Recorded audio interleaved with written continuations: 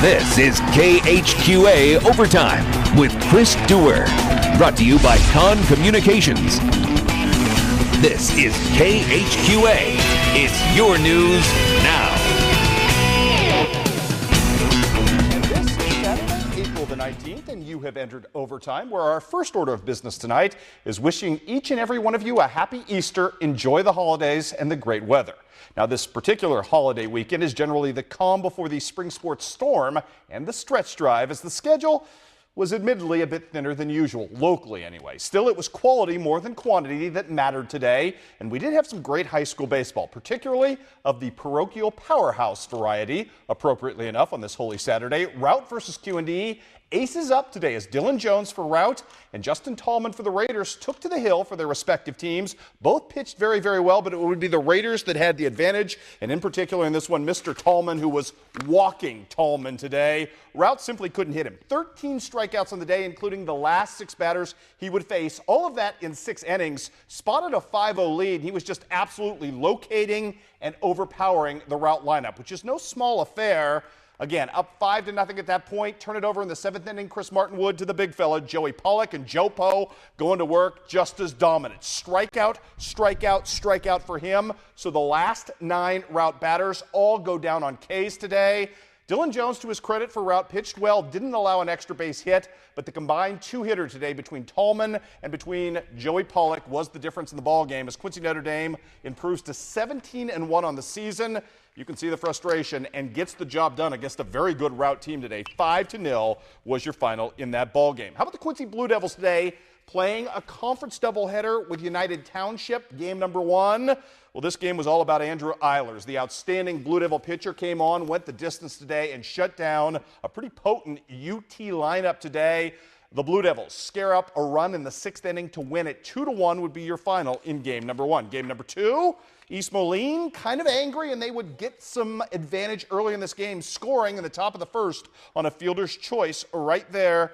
An unearned run, I might add, at that point off Drake Green. Now in the bottom of the 1st, Quincy High would fight back. Andrew Eilers, mentioned him earlier, a trickster with a nifty little bunt to reach on the single. Then Ben Merrill getting the job done, putting the ball in play. And that, my friends, is a single that advances the runners up, would set up the RBI man, Hugie. Mr. Hugenberg going to do more mad work. He's had a heck of a week driving in runs, this time going opposite field to tie this ball game at 1 apiece. Mr. Green doing his bidding. Pitched really, really well today. Deserved much better than he would get in this ball game. A couple of strikeouts in the first 3 innings, as you can see. Just absolutely locating, bottom of the zone. Pretty much unhittable right there. Settled in nicely. His defense, though, would betray him a couple of different times in the 3rd inning in this one with 2 outs, no less. Ground balls, throwing errors that resulted in 2 UT runs, and that would make it a 3-1 ball game. The Blue Devils simply didn't hit behind him either up until the 6th inning. In fact, I think it was nothing but 1, 2, 3 innings all the way from the 2nd inning to the 6th inning when the Quincy Blue Devils finally put a couple of runners aboard, down 3-1. In fact, brought the tying run to the plate, but unfortunately, Brigham Young's team just could never really connect the dots the rest of the day offensively. Things didn't go their way. They lose a 5-1 decision, so they end up with a split. For the 2nd straight weekend, every Western Big 6 game was a split. So everybody's tied for 1st place or last place in the conference, however you choose to look at it at this point. Let's give you the baseball rundown today. Macomb goes on the road and sweeps a pair from Porta. Don't sleep on the Bombers, who've suddenly been very, very good of late, catching some momentum in the middle of this season. 3-2 in the 1st game, and 9-6 was your final in the 2nd. How about Camp Point Central? Home standing today. It was the Aaron DeRusse show today. He pitched the complete game in game number 1, also had the game-winning RBI there, and then Aaron in game number 2, 3 for 4 at the plate with a 3-bagger of ribbies on the day as Central gets the sweep of Monroe's 11-6 in the 2nd. Central today, or excuse me, I should say Southeastern today, no match for Western. 13-2 your final. Austin Ward, the hero for the Wildcats in this ball game with 3 ribbies and a couple of doubles. Beardstown just absolutely beaten up on Havana. Oliver Haynes in the 1st game. 3 for 3 at the plate, 3 ribbies, lots of 3s in that stat line. 2nd game was all about John Kramer. Good day for the senior, went 3 for 3 at the plate with a home run and 5 ribbies to drive the Tigers past the mighty Ducks. Also, Rushville Industry getting a pair of 10-run rule wins on Bushnell's at Bushnell's expense. 12-2 in the 1st game and 11-1 in the second. Let's give you some scores from the Triopia round robin today. Carlinville beats up on Unity, 12-1 your final there. And in the second game, it was Carlinville beating the host squad, Triopia, 6-3. In the early game, we've got highlights of that one for you. Unity got off to a rapid start. First pitch of the ball game, Dylan Schaefer was having none of it. Rips it right here into the left center field gap to give himself a double. That sets up Mr. Whitler nicely, who's going to poke through the Jedi Mind Trick single right here. That would plate Mr. Schaefer, and Unity had a 1-0 lead at that point. They were threatening more, but the Trojans avert further damage with inelegant but effective 4-6-3 defense right here on the double play to escape any further Unity threat. And then they would answer in kind with the Trojans, except offensively they were exponentially better at this point.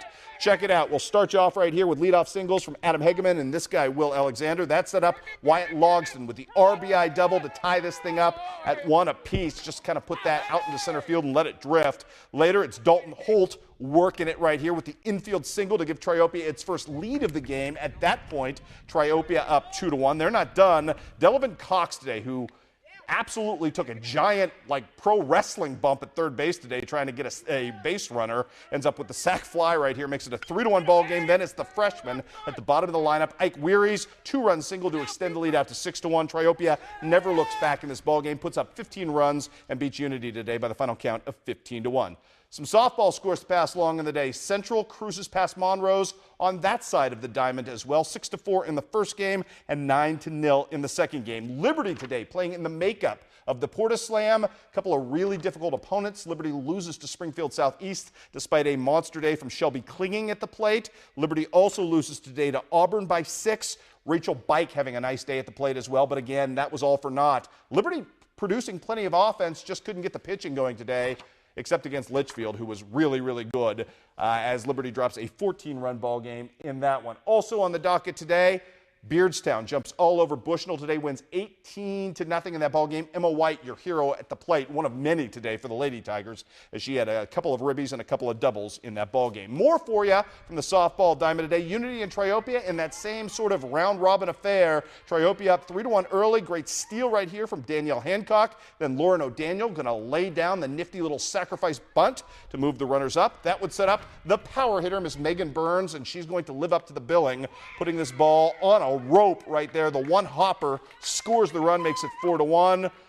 I'll tell you what, Elizabeth Wearies would do the rest on the hill today, pretty much effectively shutting down the Lady Mustangs and pitching her team to a fine victory in this one. Final count in favor of Triopia, 6-2, as the Lady Trojans pick up the victory on the day. A couple of scores to pass along to you today of a non-diamond type nature. The Hannibal Invite, 18th annual.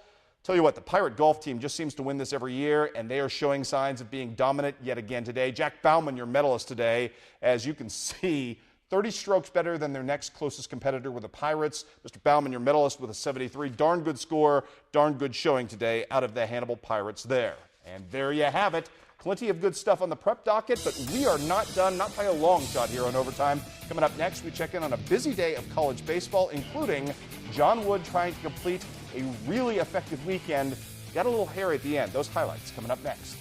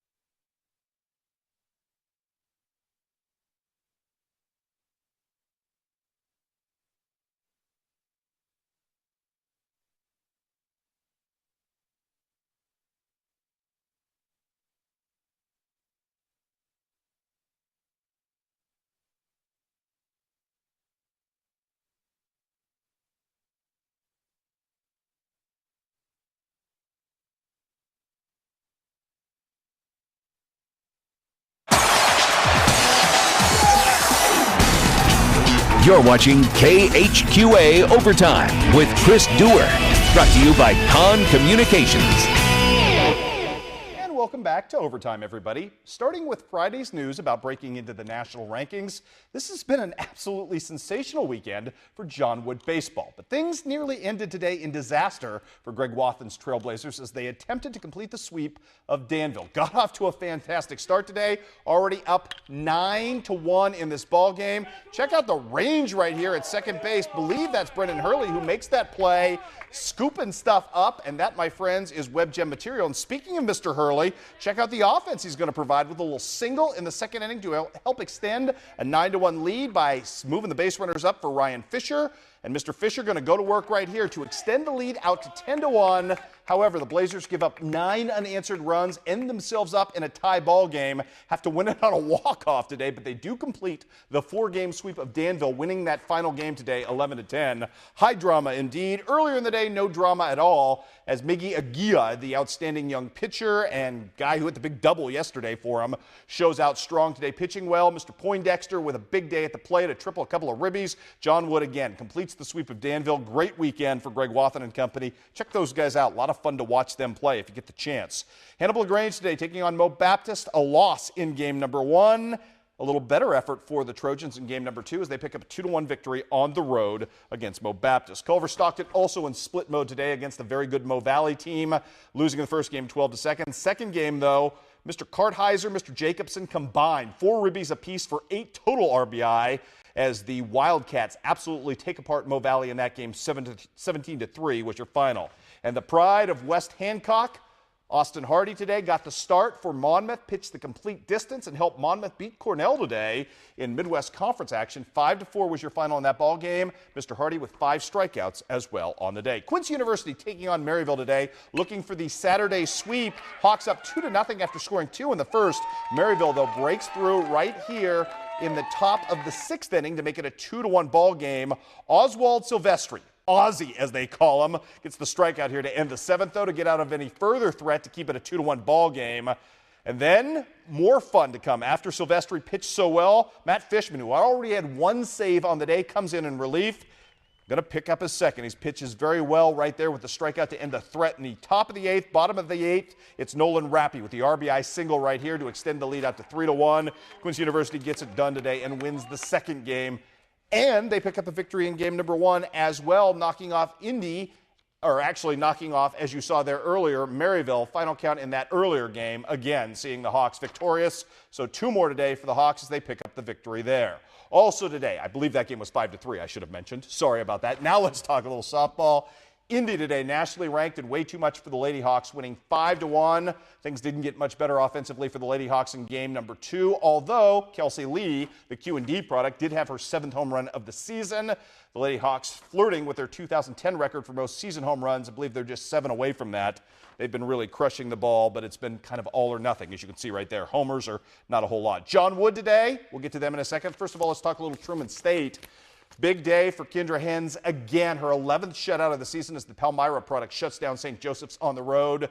Pitching has been the key for Truman State, and you see it again in the second game. The pride of Clopton High School, Kelsey Dorsey, picks up her 17th victory of the season and her 2nd of the weekend. Great stuff there. Now on to John Wood with a split against 15th-ranked Heartland today. Julie Schultz in the loss. Pretty darn good. Gave up just 3 hits, struck out 7, just couldn't get any offense. Game number 2, though, the offense would come, and it would be just enough as Kristen Luce, the pride of Payson High School, with a solo home run, and that was basically the difference in the ball game as John Wood gets a very valuable split there. Rachel Motley, by the way, 2-hit shutout in game number 2 on the Hill. Evangel, too much for Culver Stockton today, winning 7-6 in the first game, and in the second game, winning 6-5. Hey, as we promised you, end of the month, we can talk about our Con Communication winners.